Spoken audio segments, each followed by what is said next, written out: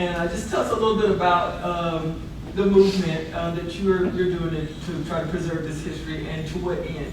Thank you. And thank you for the opportunity to be a part of this amazing panel and to be here with all of you.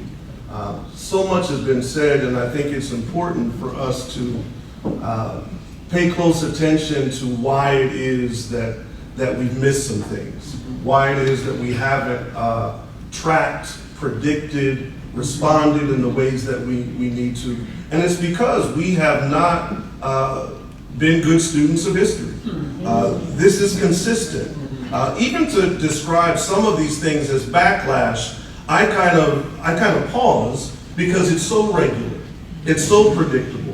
Whenever we have a movement forward, whenever we organize, whenever we make an achievement, whenever we think that we're ready to declare a victory, you can predictably expect that there will be a response in an institutionally racist, white supremacist system, which has always been this way.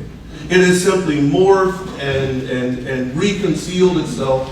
And so if we do not remain students of history, to see how it is that we have organized, to see how it is that we have had response, we will always find ourselves surprised. We also have to be mindful of what I call manufactured outrage.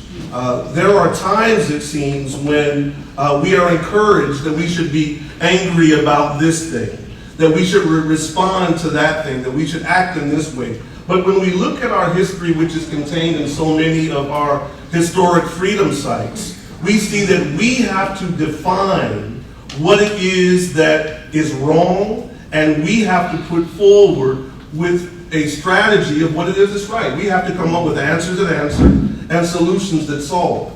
And so when we look here with the Alabama African American Civil Rights Heritage Sites Consortium, we have freedom sites that are here in Birmingham, that are here in Montgomery, that are in Selma and across the Black Belt, that have been waging this ongoing struggle against racism, against white supremacy, against backlash, against retaliation.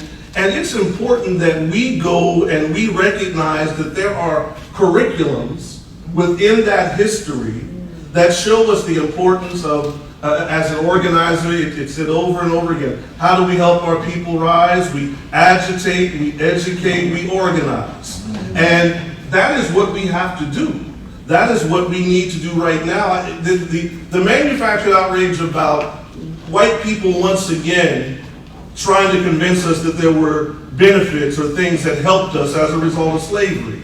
And people clutch the pearls and shock and awe that would actually be said. But I would submit to you, for those of you who may have grown up going to white schools, or even in black schools, in some way there has always been this subtext that black people got a free boat ride over here.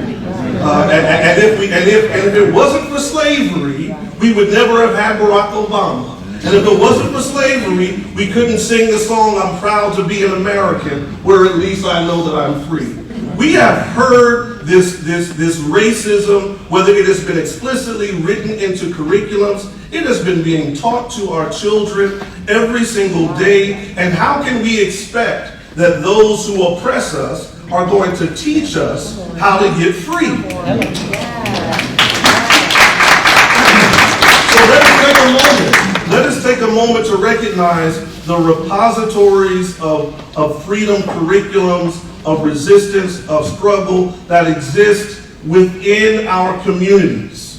We have freedom sites that we do not use. We have churches that are on every corner, yes, but maybe some of us go on Sunday, maybe an evening Bible study. But one of the things that we learned from one of our sites, we had one of our leaders from First Baptist Church in Selma that said the movement was every day, 24 hours a day, 365 days a year.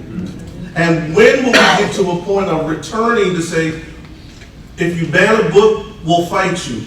We'll organize. But we recognize that we have some history, we have some stories, we have some resources that we have not yet tapped that are within our own communities. And it is essential, and I'll say this as a non-journalist here on the panel, that when you're looking for resources, when you're looking for folks that you need to talk to and with, when you're looking to responses, yes, we have some sources right within our communities that have been continuing to struggle, not just since the 50s and 60s, but some going all the way back for over 100 years, 150 years. And we need to turn to one another. That's right.